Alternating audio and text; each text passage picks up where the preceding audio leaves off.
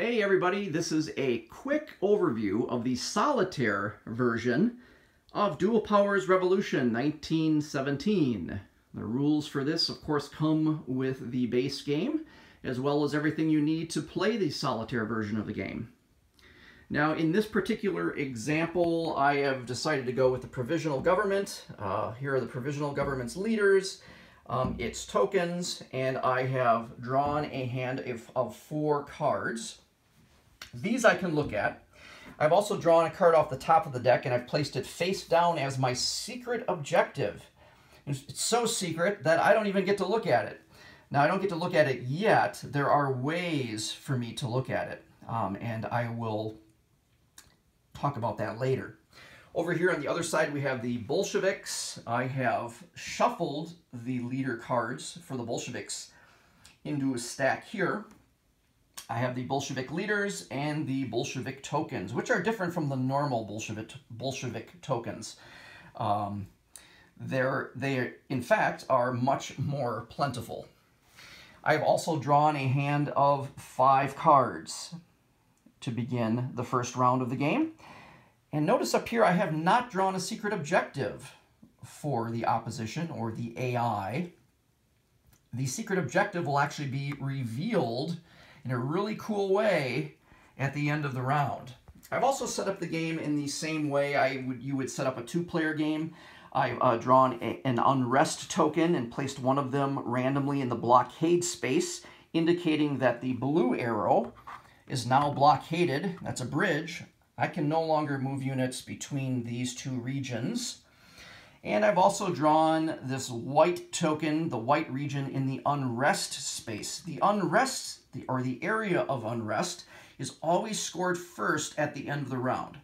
There it is up there. I've also randomly seeded these neutral tokens around the game board. You can see them there in green. And I have given the opposition the Will of the People token. They always begin the game with the Will of the People, and they also begin each round with the Will of the People. That's not how the game normally works, so that's a bit of a change.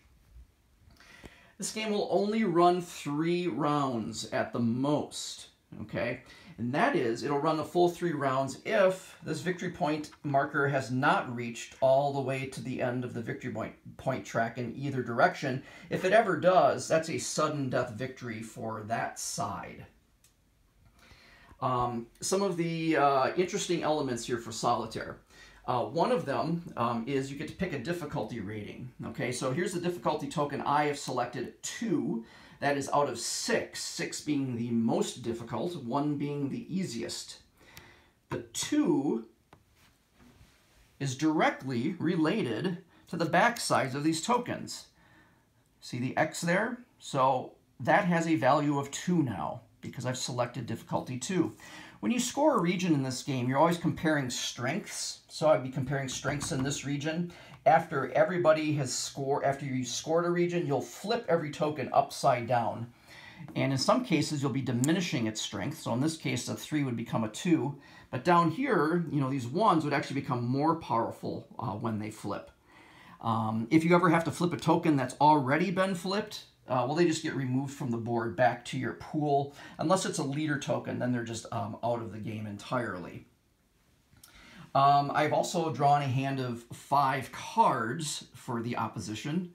That's going to be its hand. I think I already mentioned that. In fact, I've recorded this video several times, and if I've repeated myself, I apologize. A couple other interesting things with the Solitaire version. You're going to go back and forth playing hands from your cards, or cards from your hand. I have 4 cards to play, and again, the opposition has 5 cards to play. Opposition will always go first by turning over one of their leaders off the top of the deck, and that leader's token will immediately be placed in the area of opposition. So this one's going to go right in the white area of the game board. So they're coming out swinging for the very first area that's going to be scored at the end of the first round. You know, I'm also going to advance the calendar. That's normal. Every time a card is played, you advance the calendar based on what's on the card there. You know, so we start in day 1 here, and that's going to become day 12, like so. If the marker ever reaches one of these action spaces exactly, lands on it, or if it lands on one of these arrows, it actually gets shifted down to the action space, you get a special action. In the case of the AI, they don't get a choice. They're always going to just place one more unit out. That's what that little bar means. It means it's a 1 strength unit, and it'll be placed in the area of unrest for that round. In my case, I get a choice. I can move a unit, I can refresh a unit that's already been flipped over, or I can draw another card into my hand. Again, that's if I ever land on one of these action spaces. Anytime the day of the month actually runs past the end of the month and a new month begins, we slide the month marker down, and cool thing happens. If I make that happen, I actually take the will of the people. The person with the will of the people is actually in control of all of these neutral units, and you can use them the same as if they were your own while you have the will of the people. Kind of a cool marker too, to indicate that. So you're going to be playing these cards back and forth. The opposition will always go first in a round because they have 5 cards. They'll actually take 5 turns to your 4 turns. So these will eventually flip, and they're going to be placing units on every single one of these cards. They're never going to do the special action on their card. They're just going to do all of the placement actions. So in this case, we're going to be placing a 1 value strength unit into the blue area, okay? You know, in this one, again, we're going to place a strength 3 value unit again into the blue area of the board. All the while, every time you're playing a card, you're going to advance the month. And you're going to go back and forth. You're not going to like throw out all 5 of these cards. So, you know, you just turn over the first one, and then as the player, you know, you'll look at your hand of cards, and you will, you know, hopefully react to that in the best possible way. And you're going to have, just like in the regular game, the option of, you know, you can use the recruitment value, or you're going to be able to use the special action. You know, this one would allow you to refresh a unit of your choice. This one will let you move a unit up to 2 spaces. And this one would just allow you to move a unit 1 space. So you'll go back and forth, play all of those cards.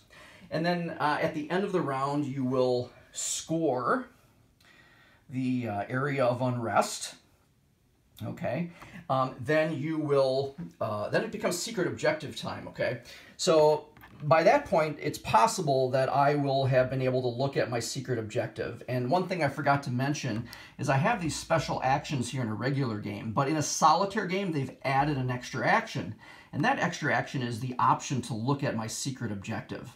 Surely that's something that would be really awesome to know early on in the round, because then I can start marshaling units there or moving them there if necessary. The number on the bottom right-hand corner is the number of victory points that I would get if I have the majority of the units in that area. And if, in terms of scoring the area of unrest, you're always going to refer down to this area. And depending upon the month, you can, you know, you'll increasingly score more points as the game goes on. Or you also have the option of taking one of these special actions. The AI in a solitaire game will always go with the points and will never take a special action if they win the area of unrest. Now here comes the fun part. What is the secret objective of the opposition? Well, what you do is you actually look at, now let's assume that these cards came out. I'm going to kind of switch the order. It makes it a little more interesting. Now let's say I haven't yet flipped over this card yet. That's their last action for the round. And I'm looking at this, and I have, what you're actually going to do is you're going to sort of add up the total for each color that's depicted. So here we have a total of 4 in green, 4 in brown, 2 and 2. Right now it's leaning toward their secret objective being green or brown, but when this one flips over, blue is now leading with a total sum of 10 versus the next highest are the 4s. because blue is in the majority, that means that blue is its secret objective.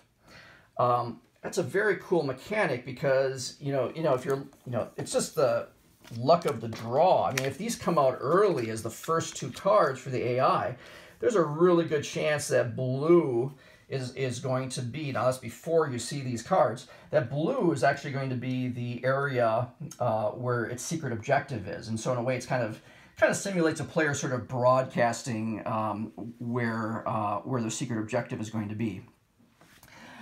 If it happens toward the end of the round, you may be unsure, so it's going to be a difficult threat to meet or try to beat their strength in the blue area. So that's how you determine their secret objective, and you'll take the higher number in the lower right-hand corner as the number of victory points to adjust the track for whoever happens to win that territory. So in a nutshell, that is the Solitaire version of Dual Powers Revolution 1917. If you have any additional questions about Solitaire, you can download the free PDF of the rules that are currently on the Kickstarter or at our website at thunderworksgames.com. Or if you have simply have a question, go ahead and send us an email, or you can also post it down in the comment section.